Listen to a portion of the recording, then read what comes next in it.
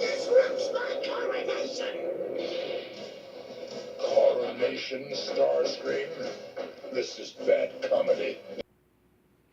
Welcome back to Titanium Hanger, and this is Mike. I'm coming at you with another video. This is going to be kind of the part 2 of also Masterpiece versus G1.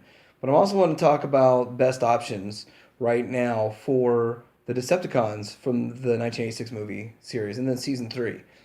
So first thing I want to talk about is how few you see over here. And I even had to throw a season 4 in, and he's not really Masterpiece. There's a few other options of those, but I'm going to talk about each option, what's coming out, and kind of my take on everything. So the reason that there are a lot more of the Autobots than the Decepticons is obviously G1 only had so many Decepticons versus Autobots. And in Japan, they find that the market sells better to the good guys sell better. So they make more good guys than bad guys. And kind of a really interesting idea of just how it works. They, in the cartoon and of course in the G1 toy, you would just buy more sweeps of this same guy and call them sweeps. So you'd buy, a handful of swoop and then not swoop, scourge. You buy a handful of scourges and then call them the sweeps and all that stuff. Getting tongue tied there, and then of course just with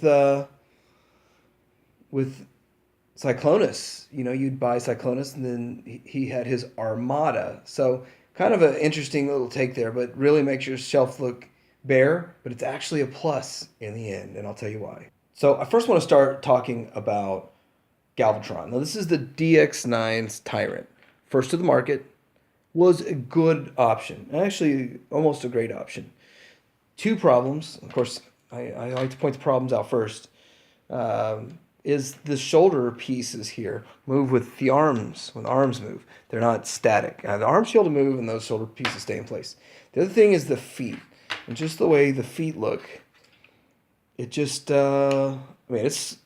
stands solid, but they just don't look right. They don't meet the aesthetic as well as, say, the Fans Toys option. So the Fans Toys option is more solid, a lot heavier, but he's got a couple things I don't like. First off, Fans Toys is smaller, a little shorter, probably about a 3/4 of an inch shorter. And then these treads right here are on the arms. Now, the animation model shows treads on the arm, but it shows them shrink down to like 10%. So it's kind of one of those weird things like, what's the give and the take? I think this is the best way to go. So I would by no means say that the DX9 version is better than Fans Toys, but I have the DX9, and guess what? X-Transbot's coming out with this guy, and I don't need multiples of him.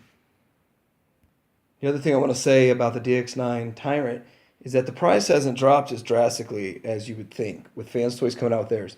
Just like Kronos fell like a rock in a lake.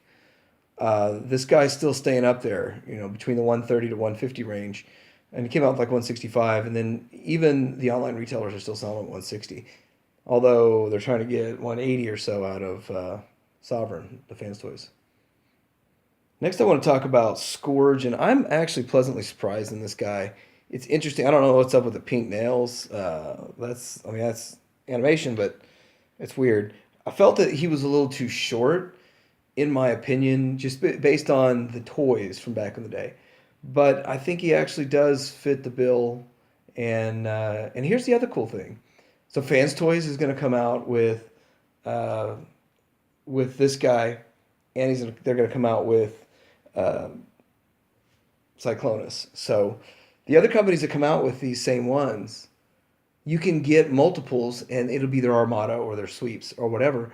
And that actually makes sense, and it lends well to collecting, which works out great.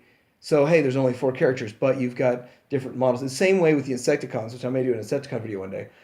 Then you got multiple different companies making Insecticons. Then you have the same looking character, but it actually looks unique.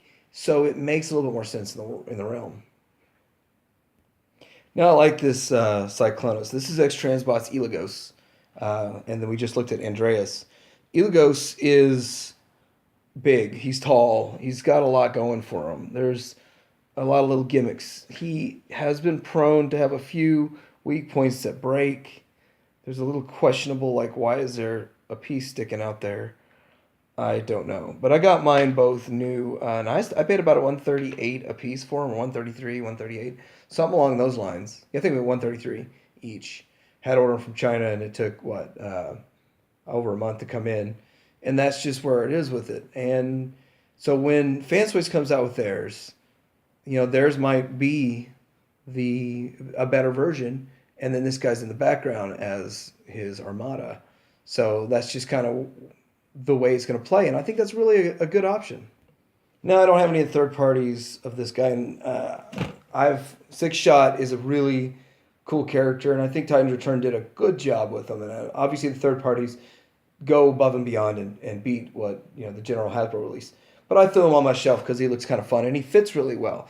But actually, in this case, this is one where size-wise, G1 fits really well in your masterpiece. I mean, obviously, when you look at the character model, Sixshot is a good 3 heads, 2-3 heads taller than the rest of them.